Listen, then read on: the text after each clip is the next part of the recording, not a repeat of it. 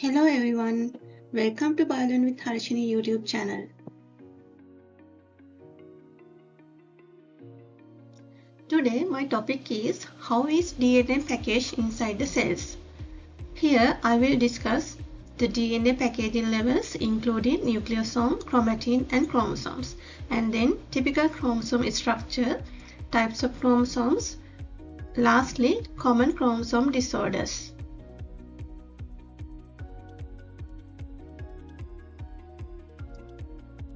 The question is, how is DNA packaged inside the cells? We know that DNA is present in the nucleus of the cell. If that DNA is stretched out, it is about 2 meters in length. So the cell nucleus is around 10 micrometer in wide. So that DNA should be packaged inside the nucleus in a very precise manner. So this packaging occurs in several levels. Naked DNA and histone proteins make nucleosomes, and these nucleosomes make the chromatin, and finally these chromatin fibers make the chromosomes.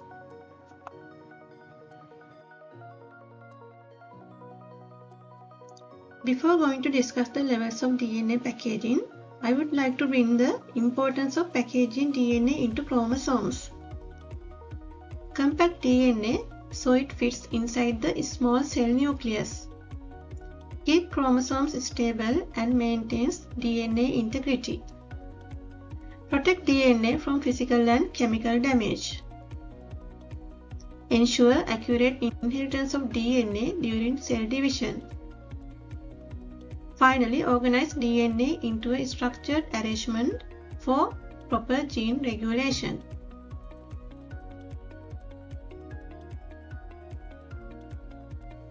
Nucleosome. This is the first level of organization that involves wrapping DNA around the octamer of histone proteins.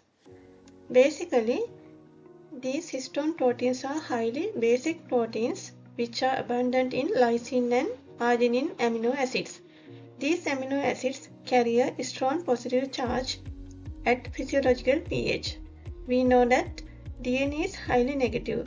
The outer backbone of the DNA double helix is made up of phosphate groups, which carry a strong negative charge.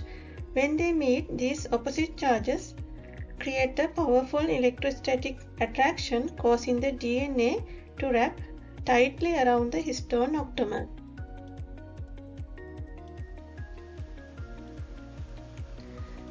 Basically, in most eukaryotic cells contain 5 different kinds of histone proteins: H1, H2A, H2B, H3 and H4. The histone octamer H2A and H2B forms a dimer, and H3 and H4 also form a dimer. So then 2 each of these dimers make the histone octamer. But the H1 is not involved to form the octamer that is linked with the linker DNA.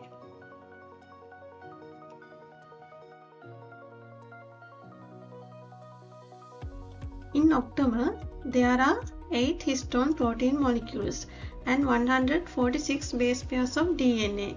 That means the length of wrapped DNA around the octamer.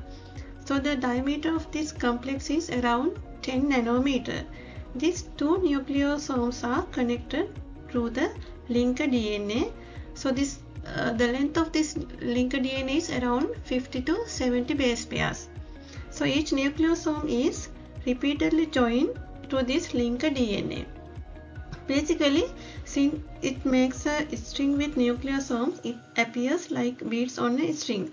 So these 2 electron micrograph pictures show how these nucleosomes are appeared inside the nucleus. So these resemble like beads on a string structure.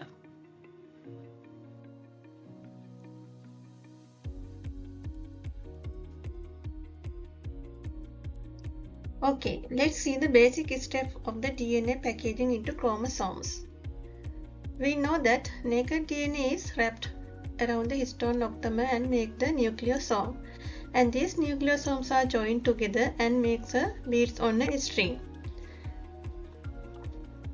So these nucleosomes are further packed into chromatin fibers.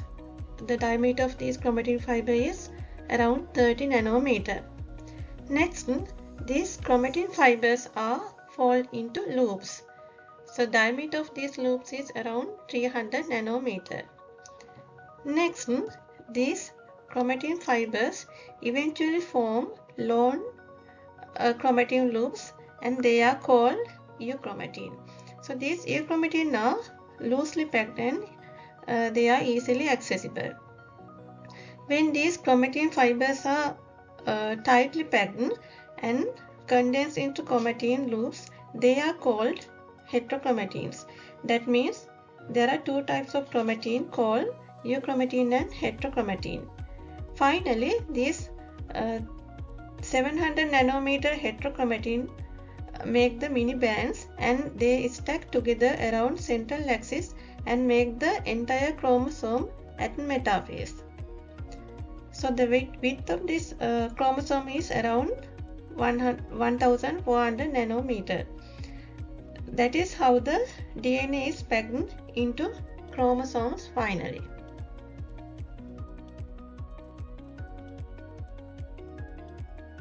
Okay, we know that there are two types of chromatin, Euchromatin and heterochromatin. Let's see the basic features of them.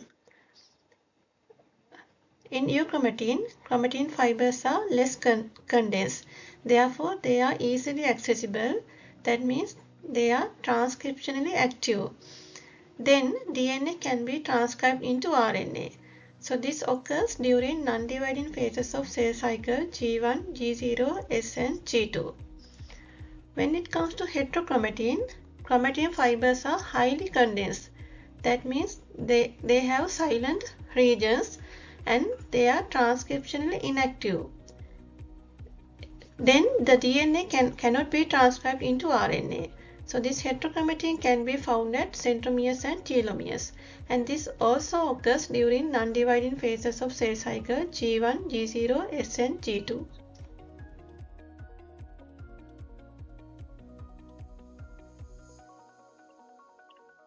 Human body cells, that means somatic cells, are diploid. It means cell contains two complete sets of chromosomes. Reproductive cells are haploid, that means cell contains one set of chromosomes. In every cell except reproductive cell, each has two versions of every single chromosome.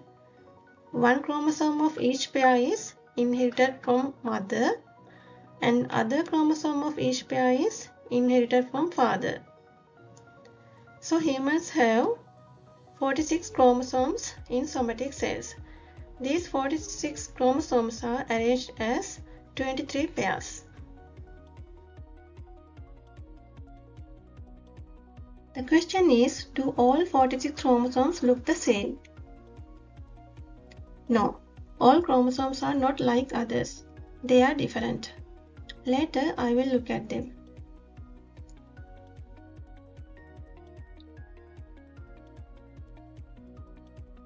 Next, we will talk about the typical structure of chromosome. A single chromosome contains one DNA molecule, that means one chromatid. It also has a centromere, so this centromere is a specific region on the DNA. There are two arms called P arm and Q arm. Basically, the P arm is somewhat short and the Q arm is long. So these two arms are used to identify the location of genes on a chromosome. So at the end of chromosome, telomeres are present. These telomeres are repetitive DNA sequences and they protect the chromosome from damage during the cell division and also prevent the chromosome fusion. Further, they protect the genes during the DNA replication. So after the DNA replication, this single chromosome becomes duplicated chromosome. That means there are two chromatids. These chromatids are identical. Therefore, they are called as the sister chromatids. These sister chromatids are connected to this centromere. In duplicated chromosomes, there are two P arms and two Q arms. They also having the telomeres. So before the DNA replication, single chromosome is present. After the DNA replication, that means during the phase, single chromosome becomes duplicated chromosome, which is having two sister chromatids.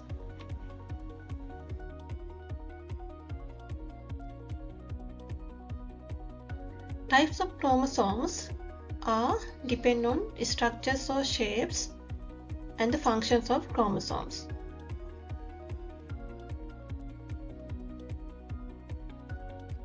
Here, chromosomes are categorized into 4 types based on the position of centromere. Those are the metacentric, submetacentric, acrocentric, and telocentric. Let's see the differences between these 4 types of chromosomes in next slide.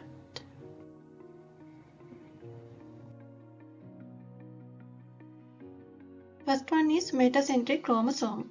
In this type, the centromere is located in the middle, resulting 2 arms are in equal length.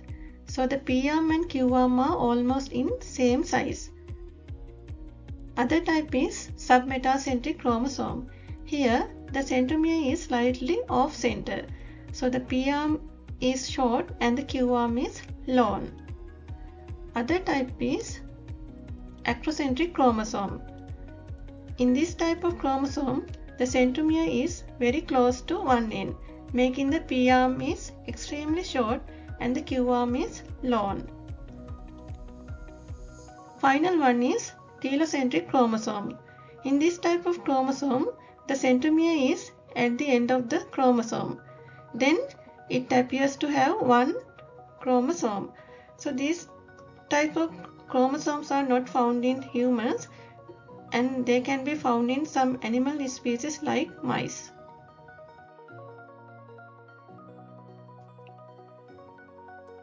Here, chromosomes are classified whether they are autosomes or sex chromosomes. Normal human karyotype has 46 chromosomes. Each chromosome pair is labeled from 1 to 23. So from 1 to 22 chromosomes are known as the autosomes. They carry genes for normal body functions. 23rd chromosome is the sex chromosome that determines the sex of a person. So if both chromosomes are identical, that means having X and X chromosome, the sex of that individual is a female. If chromosomes are different, that means having X and Y chromosome, the sex of that person is a male.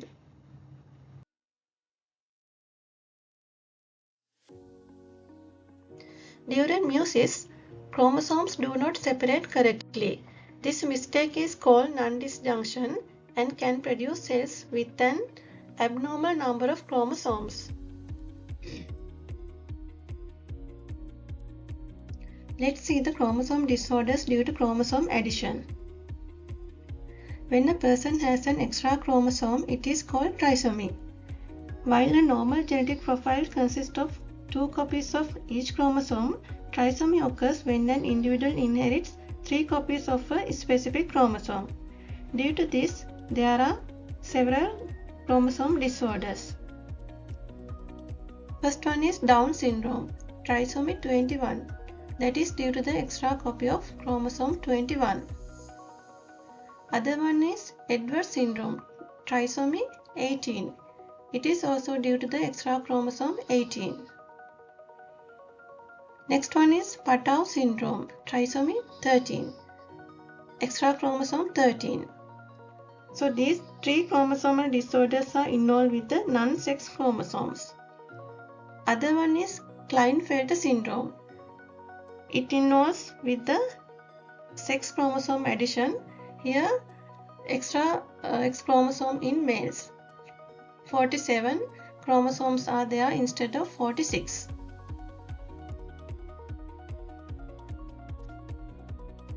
Next, chromosome disorder due to chromosome loss. When one chromosome is missing, it is called monosomy. Due to this chromosome loss, other type of syndrome is Turner syndrome. Here, there is missing one X chromosome in females. Instead of 46 chromosomes, there is only 45 chromosomes. So, chromosome addition or loss changes the amount of genetic information in cells, which can affect development, growth, and health.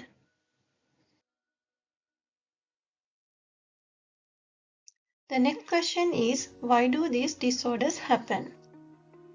The main cause is nondisjunction. During meiosis, chromosomes pairs should separate into different cells. If they fail to separate, one cell receives an extra chromosome and another receives a missing chromosome.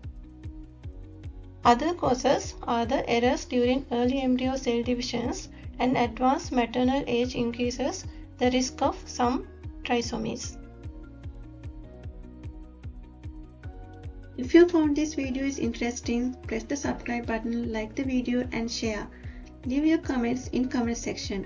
See you until the next. Thank you for watching.